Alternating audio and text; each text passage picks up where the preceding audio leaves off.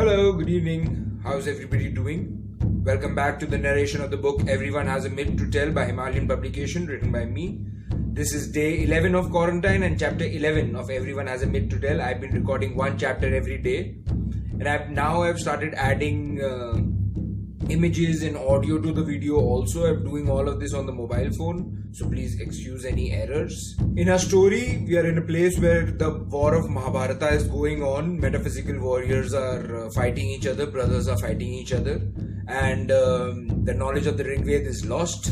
Acharya Sutta has been called to fight the war, and now it's a very small chapter, this one. It's just a 2-page chapter in which the war of Mahabharata ends, and due to the war of Mahabharata, aliens from the planet of Triptamite get to witness Earth. They know that there is life on Earth, and now they're going to come and the story will move forward from there. So this is chapter 11. Everyone has a myth to tell, quarantine day 11. Let's get on with it. The war had begun, and the conch shells echoed deep and strong in the land of Kurukshetra. The whole family wore war uniforms and picked up weapons to slaughter each other in envy and pride. Duryodhana craved victory. He craved to win and defeat his Pandav brothers. The war lasted for 18 days in the massive field of Kurukshetra in central Bharat. 18 days of civil war and slaughter.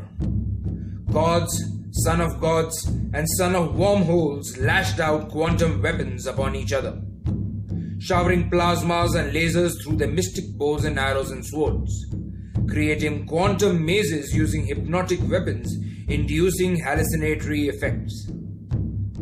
To destroy whole regiments, weapons that introduced earthquakes were unleashed, while from the other side a warrior shot tornadoes, taking away elephants and horses into a whirlpool wind. At times, Arjun concentrated so hard and showered fireballs upon the enemy by shooting arrows in the air. Every day they lost family to the hands of war. Every day, known faces lessened and the army grew smaller. The war was taking a psychological and emotional toll on the people. And that was when Duryodhana unleashed the Brahmastra. He didn't care if the whole nation went up into flames. Duryodhana wanted an end, and he knew the Brahmastra was the end. A 200-kilometer radius blast would sure end the war. He didn't even flinch before dropping the Brahmastra over the ground of Kurukshetra on the 18th day of the war. Krishna, the atom god, saw the bomb coming and created a force field, a shield around the 5 Pandavas, their wife Draupadi, and himself. Duryodhana, who dropped the bomb, had cleared himself away from the blast site. Everyone else died that day. Even Bhishma Pitama, who had a boon through Shiva to choose the moment of his death, died in that war. By choosing his death, watching the sight of the massive bomb killing his motherland, with everything died Acharya Sutta, and with Acharya Sutta died the knowledge of the Vedas, the meaning of the Vedas. All that was left were only a few reciting the hymns without knowing the meaning, reciting them in Samhita part, in Pada part, in Karma part, in Jata part, and in Gana part. The war ended as there were no warriors left to fight. The blast was so massive, so huge, that fire crossed the atmosphere of the planet and crossed to touch the vacuum in outer space. The fire rose up into the ether, creating a massive mushroom of smoke.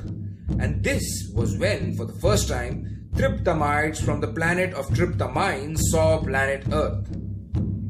Extraterrestrials from a parallel dimension, planet of Triptamine, stood and watched across dimensions the massive sparks coming out of blue planet Earth. Until now, the Triptamites were curious about life on Earth. They were researching. But in these 18 days of observation, they were certainly sure that there was life on Earth and that life was at war.